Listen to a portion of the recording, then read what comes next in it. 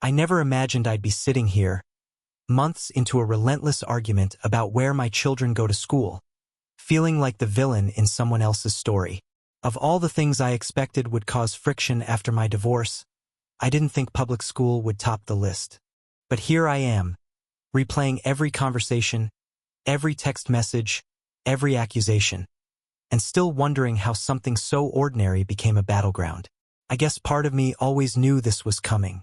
Aaron and I have been divorced for years now, and our lives have drifted in very different directions. He started over with Nicole almost the minute our marriage ended. She has her own way of doing everything, especially parenting. From the start, it was clear she believed she knew better than I did. About routines, about discipline, about education. She homeschools all 4 of her kids, plus the toddler she shares with Aaron, and now she's pregnant again. She has a very particular vision of how a family should look and function. And apparently that vision includes my kids. I'd be lying if I said it didn't rub me the wrong way. Because no matter how many times I've tried to set polite, reasonable boundaries, Nicole and Aaron keep pushing back, like my choices for my own children are just inconveniences for them to solve. It's gotten to the point where I almost dread seeing Aaron's name pop up on my phone. Because I know it will never be about the kids' dentist appointments or school projects or simple check-ins. It's always something bigger. Some new idea they've decided is best for everyone. No matter how many times I say no. And this time, it's homeschooling. They've asked. They've pleaded. They've argued. They've tried to guilt me into it by claiming I'm disrupting their family. And now, they're accusing me of deliberately keeping my kids away from their half-siblings and preventing them from bonding.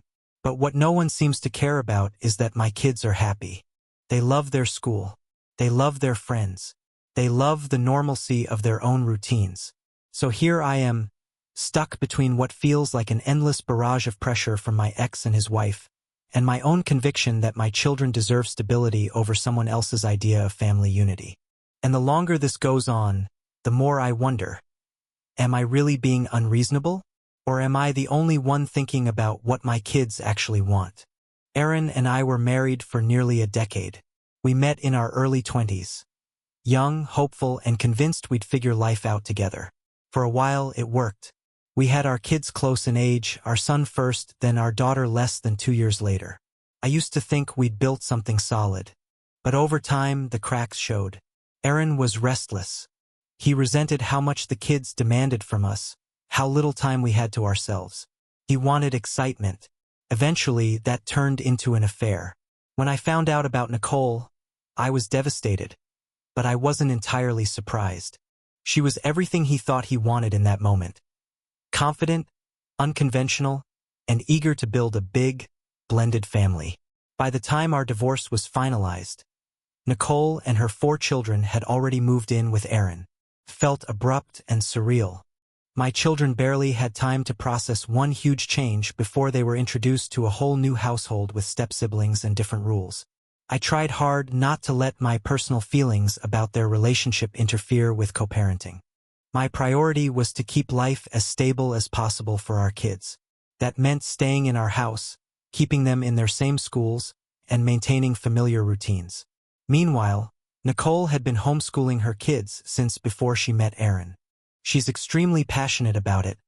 She believes public school stifles creativity and independence. When she and Aaron first got serious, she floated the idea of homeschooling my children, too. I remember the first time she brought it up. She phrased it as if she were offering me a favor. "I just think it would be so much healthier if all the kids were on the same schedule," she told me. "It's hard when some of them are in school all day and the others are home learning." I was polite but clear. I said I appreciated her perspective but preferred that my kids remain in public school. They liked it. They were thriving. That was enough for me.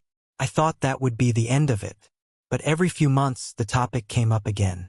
Aaron would mention it casually when he picked the kids up. "You know, Nicole has such a good system going." Or he'd say things like, "Don't you think it would be easier if they were all on the same page academically?" I always said no. Over time, I started to realize this wasn't just about academics for them. It was about control. About creating the image of one big, cohesive family, even if it meant steamrolling what my kids wanted or needed. My kids have told me they like going to school. They have friends, teachers they admire, activities they look forward to. My daughter is in choir. My son plays soccer. The idea of pulling them away from that, and from the sense of normalcy that's been so important since the divorce, felt unthinkable to me. But Nicole and Aaron don't seem to understand that. When they had their first baby together, the push for homeschooling ramped up again. Aaron told me it would help all the kids bond more if they were together all day. Nicole said it was too confusing for her children to watch mine go off to school while they stayed home. I tried to be diplomatic, but eventually I had to be blunt. This is not my problem to solve, I said. This is your parenting choice, not mine. It didn't go over well. Since then, it's felt like a constant low-level battle, like I'm always bracing for the next argument. They keep insisting this is about what's best for the kids. But somehow it never feels like my kids' feelings count in that calculation. The last few months have felt like the tension finally reached a boiling point. It started when the school year was wrapping up. My daughter came home one afternoon looking worried. She said Aaron and Nicole had been talking to her about homeschooling again, this time in a way that made her feel like she might not have a choice. Dad said you'd probably say no, she told me quietly. But Nicole said maybe you'd change your mind if you really understood why it's better. I felt something cold settle in my stomach. It's one thing for adults to have an argument between themselves. It's another to involve the kids, to make them feel like they were in the middle of a negotiation they never asked for. I reassured her as best I could. I told her she didn't need to worry, and that I wasn't planning to change anything without talking to her and her brother first. A week later, Aaron called. I could hear Nicole in the background. He launched into the same speech I've heard a dozen times. It's just not fair to the other kids.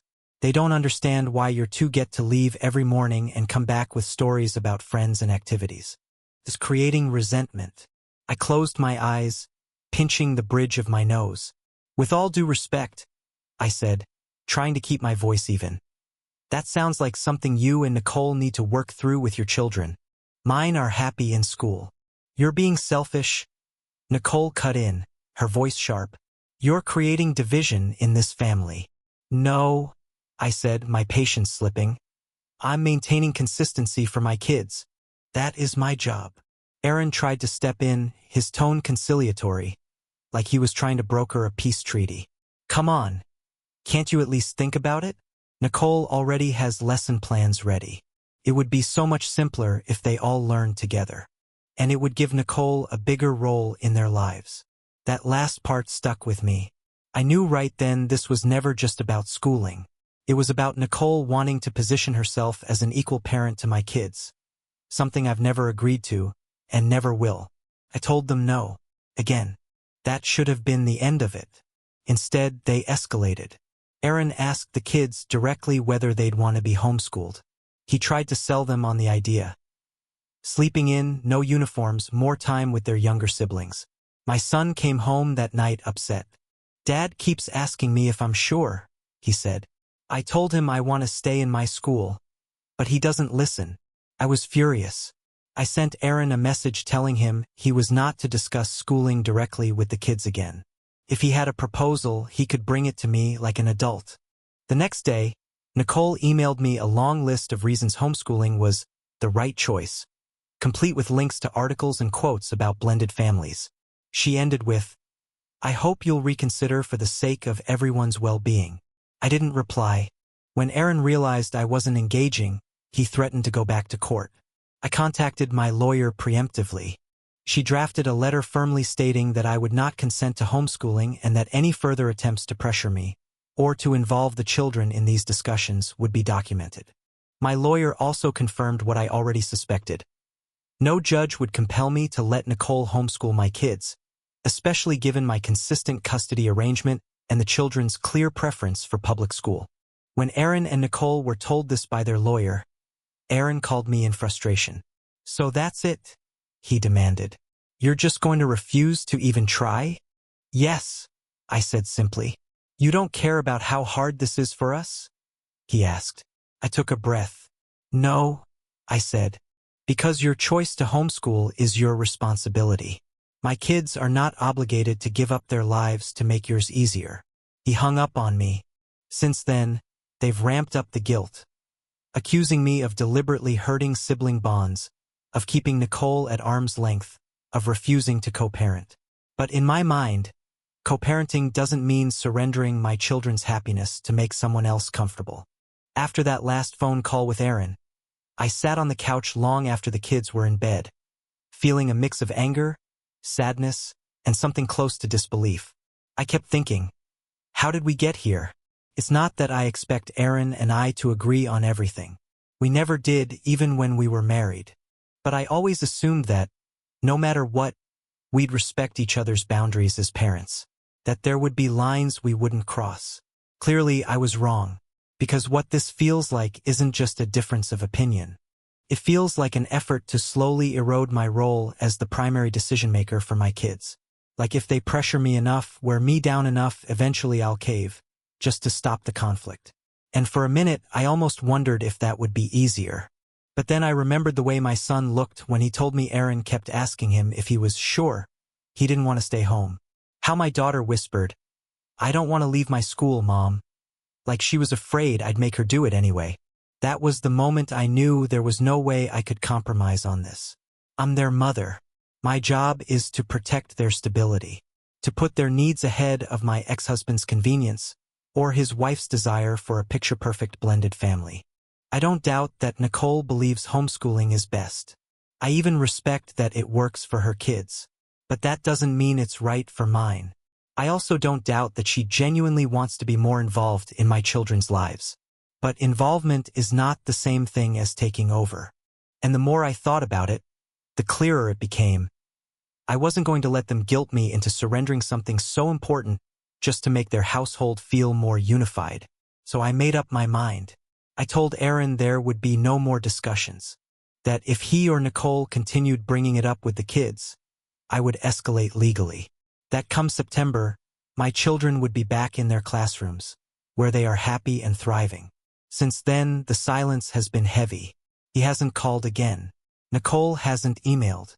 But I know this isn't over. Part of me is exhausted. Another part feels stronger than I have in a long time. Because I'm realizing that holding this boundary doesn't make me difficult or combative. It makes me a mother who knows what her kids need. And even if it costs me whatever scraps of goodwill remain between me and Aaron, I'm okay with that. Because at the end of the day, my loyalty is to my children, not to making life simpler for my ex-husband and his new family.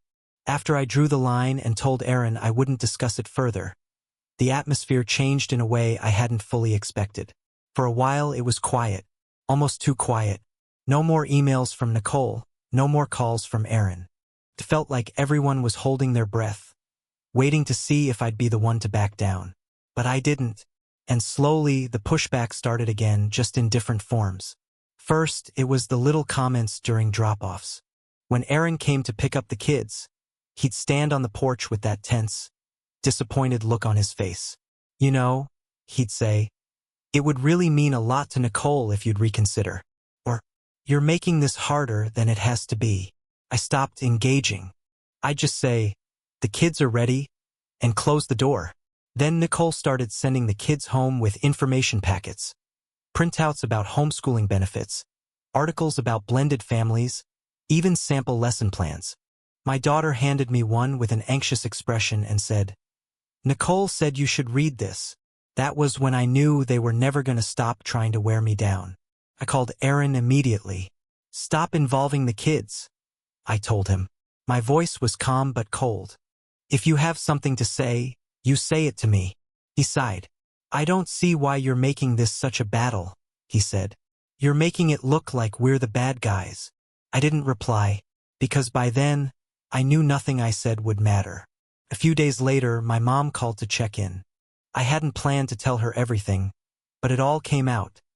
How relentless it had been, how tired I was. She was quiet for a long moment. "I'm proud of you," she finally said. "I know how hard it is to stand your ground." It was the first time I felt like someone fully understood. Not everyone was supportive, though. My younger sister, who has always been more diplomatic, said, "I get why you don't want to homeschool, but maybe you could compromise somehow. Like, let them do a trial for a month. I had to take a deep breath before answering. I'm not experimenting with my kids' lives to keep Aaron and Nicole happy, I said. She didn't argue, but I could hear the judgment in her silence. Other friends were more blunt. You know this is about control, right? One of them said. Nicole wants to feel like she's their mother too. This is her way of forcing it. Part of me agreed. Part of me still wanted to believe maybe it wasn't that calculated. But either way, it didn't change my answer.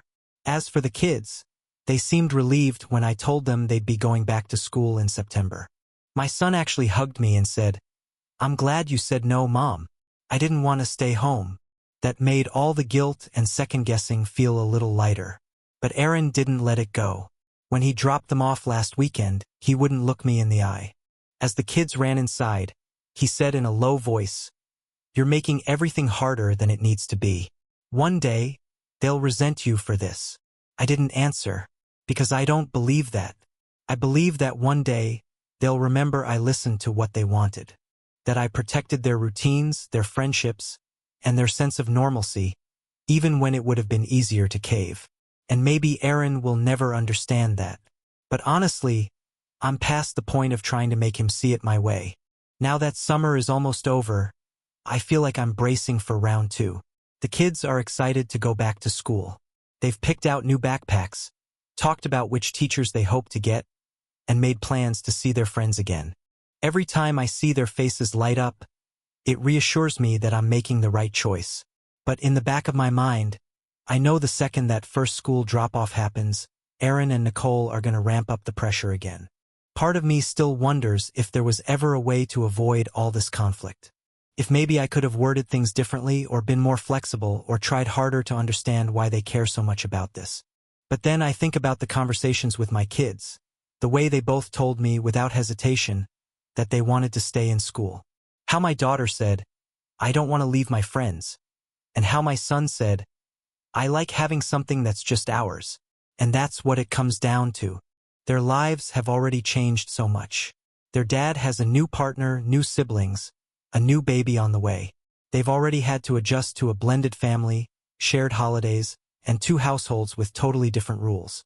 I don't think it's unreasonable for them to have something consistent. And yes, I understand that blending families is hard.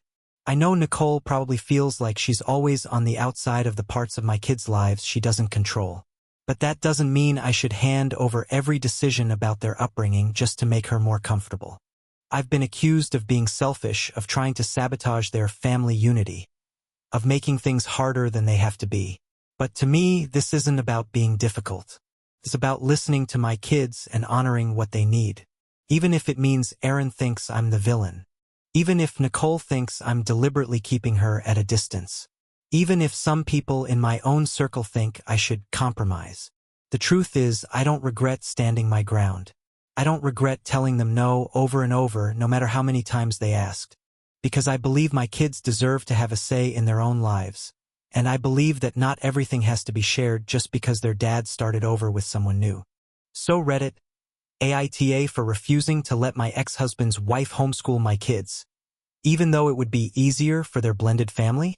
Would it really have been better to rip my kids out of a school they love, just so everything looked neat and unified from the outside? Because in my heart, I don't think that's what good parenting looks like.